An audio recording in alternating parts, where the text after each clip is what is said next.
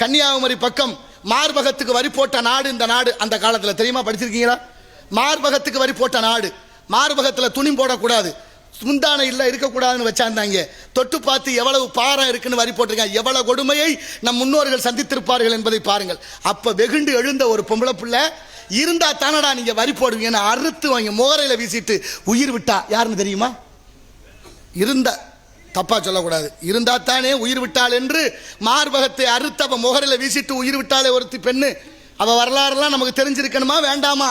மார்த்தாண்டத்தில் செலவு வச்சு கும்பிடுது ஒரு கூட்டம். அப்படிப்பட்ட மகத்துவம் வாய்ந்த பெண்மகள் நாஞ்சிலி என்ற பெண்மகள். பதிவு செய்யுங்கள், வலைதளத்தில் படத்தோடு இருக்கு. எத்தனை வரலாறு! நாடு தமிழ்நாடு, நாமெல்லாம் தமிழர்கள், யாமறிந்த மொழிகளிலே தமிழ் மொழி போல் இனிதாவது எங்கும் காணும் என்று பாடினார் எட்டயபுரத்து முண்டாசி கவிஞன் பாரதி. யாதும் ஊரே யாவருங்களில் தீதும் நன்று பிறதர வாரா என்றார் கணியன் பூங்குன்றனார். யார் வீட்டில் தமிழில் பேர் இருக்கா? யாசிகா, அபர்ணா, பிருத்திகா, தர்ஷினி, மகிஷா, சர்மா, குருமா, வருவான்னு பேர் வச்சுட்டோம். அதெல்லாம் கூட பிரச்சனை இல்லை. வடநாட்டு சுதந்திர போராட்ட வீரர்களுடைய பேர் நம்ம பிள்ளைகளுக்கு இருக்கு. காந்தி, நேரு, பகத்சிங், சுபாஷ் சந்திரபோஸ், சிவாசின்னு பேர் நம்ம வச்சிருக்கிறோம். எவனாவது ஒரு வடநாட்டுக்காரன் மருது பாண்டியர்களுடைய பேர் வச்சிருக்கானா? வேலு நாச்சியருடைய பேர் இருக்கா? இல்ல பசும்பொன் ஐயாவோட பேர் இருக்கா? கக்கன், காமராசர் ஐயா, எத்தனை தியாகிகள், கொடிகாத்த குமரன். இளம் வயதிலே இந்த நாட்டுக்காக பாடுபட்டவர்கள் எல்லாம் மறந்துட்டோம், மறக்கடித்து விட்டார்கள். ஆனா இந்த மண்ணுக்கும் மக்களுக்கும் மொழிக்கும் ஒரு துளி அளவும் பொருத்தமில்லாத எல்லாரையும் நம்ம தூக்கி வச்சு கொண்டாடுறோம். நியாயமா? அது சிந்தித்து பாருங்கள், எது நடக்குது? நம்ம வரலாறு மிக முக்கியம் இல்லையா? இருந்தாலும் இறந்தாலும் பேர் சொல்ல வேண்டும். இவர் போல யார் என்று ஊர் சொல்ல வேண்டும். இந்த உலகம் உள்ளளவும் பேர் இருக்கும் மருது பாண்டியர்களுக்கு. அவ்வளவுப்பட்ட வீர மறவர்கள். ஒரு ரெண்டு மரத்தை வளர்க்குறாங்க ஒரு எளிய குடும்பத்தாரு. அந்த மரத்துக்கு தேர் வைக்கிறாங்க. இது சின்ன மருது, இது பெரிய மருதுன்னு வளர்க்குறாங்க. காளையார் கோயிலில் தேர் செய்யணும். தேர் செய்கிற போது தேருக்கு இந்த மரம் தேவைப்படுது. மறவர்கள் 2 பேர், மருதிருவர் மன்னர்கள் 2 பேரும் ஆள் அனுப்புறாங்க வெட்டிக்கிட்டு வர சொல்லி. அங்கே வெட்ட போனால் அவங்க 2 பேரும் தடுக்கிறாங்க. ஐயா வெட்டாதிய, இந்த மரம் எங்களுக்கு உயிர். யோ மரம் தானே, மன்னர்கள் தான் உத்தரவு போடுறாரு, தேர் செய்யணும் கொடு. இல்லை இல்லை வெட்டாதிய, உயிர் போயிடும், எங்களை வெட்டிட்டு வெட்டுங்கன்னாங்க.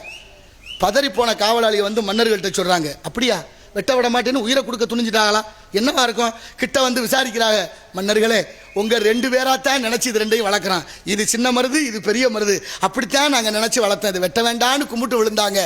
மான மறவர்கள் மரத்துக்கு முக்கியத்துவம் கொடுத்து அதை விட்டு வைக்கணுமேனு விட்டு வச்சுட்டு வெட்டவே போனவங்க இன்னைக்கெல்லாம் மரத்தை சர்வதாரணமாக பிடிங்கி போட்டு வெடிக்கிட்டு தர்றான். எப்படி இருக்கும் பாருங்க, எவ்வளோ தத்துவங்கள் நமக்கு சொல்லி கிடக்கு. இன்னைக்கு காளையார் கோயில் வாசலில் 2 தென்னை மரம் இருக்கு. ஒரு மரம் உயரமாக இருக்கும், ஒரு மரம் குட்டையாக இருக்கும். நீங்கள் கோபுரம் வேணா கட்டப்பட்டது ஒன்று உயரம் ஒன்று குட்டை. அது அந்த கோபுரத்துக்கு தகுந்த மாதிரி லிங்கத்துக்கு தகுந்த மாதிரி வச்சது. ஆனால் இயற்கை பறைசாற்றுது பாருங்க, நான் சின்ன மருது, நான் தான் பெரிய மருதுன்னு. அதுதானே தலைவணங்கி நம்ம கும்பிடணும். எவ்வளோ மகத்துவம் வாய்ந்தது. தேர் செய்கிறாரு குப்பமுத்து ஆசாரி. குப்பமுத்து ஆசாரிக்கு ஒப்பந்தம் போட்டாச்சு. ஒப்பந்தம் போடும்போது அவர் சொல்றாரு, மன்னர்களே உங்களுக்கு கூலி எவ்வளோ வேணும்னு கேட்குறா. கூலி எனக்கு வேண்டாம், நான் என்ன கேட்குறேனோ தேர் செஞ்சு முடிச்சோன்னு எங்களுக்கு தரணும், அதுக்கு உத்தரவு கொடுங்க, நான் தேர் செய்கிறேன்னாரு. தேர் செய்கிறதுக்கு அவர் சாஸ்திரம் பார்க்குற வழக்கம் இருந்திருக்கு. சாஸ்திரம் பார்த்தாச்சு, ஒரு காகிதத்தில் எழுதி மடியில் முடிஞ்சு வச்சுட்டாரு. இப்போ தேர் செஞ்சு முடிச்சாச்சு. தேர் வெள்ளோட்டம். தேர் வெள்ளோட்டத்துக்கு வந்தாச்சு. காளையார் கோயிலில் பெருந்திரளாக மக்கள் கூட்டம். மன்னர் இருவர்களும் உங்களுக்கு தேரில் ஏறி உட்கார போகிற நேரத்தில் சொன்னா, ஐயா எனக்கு கூலியாக தர்றது கேட்டனே, எது கேட்டாலும் தர்றேன். நீங்களே ஆமாம் இப்போ வேணுமா? ஆமாம் இப்போ வேணும். இப்போ வேணும், என்ன வேணும் உனக்கு கேளு தர்றேன். இந்த தேரில் எனக்கு கூலியாக நீங்கள் கொடுக்க வேண்டியது, இந்த தேர் வளம் வரும்போது நான் உட்காரணும்னு கேட்டார். யாராவது ஒத்துக்குவாங்களா? சின்ன மருது துடிச்சிட்டாரு. ஆனாலும் சொன்னார் பெரிய மருது, ஏதோ காரணம் இருக்கு, காரணம் இல்லாமல் நடக்காது, உட்காரட்டும் விடு அப்படின்னு அனுமதிக்கிறாரு பெரிய மருது. இப்ப தேர்ல குப்பமுத்து ஆசாரி தேர் சுத்தி வருது. ஒரு இடத்துல வரும்போது தேர் சக்கரம் ஒரு இதுல ஏறி இறங்க, மேலே இருந்த குப்பமுத்து ஆசாரி தடுமாறி விழுது, சக்கரம் ஏறி இறங்குது. உயிர் விட்டு அவரை கட்டி அழுதுகிறார்கள். மடியில் ஒரு காயினருக்கு எடுத்து பார்க்கிறாரு.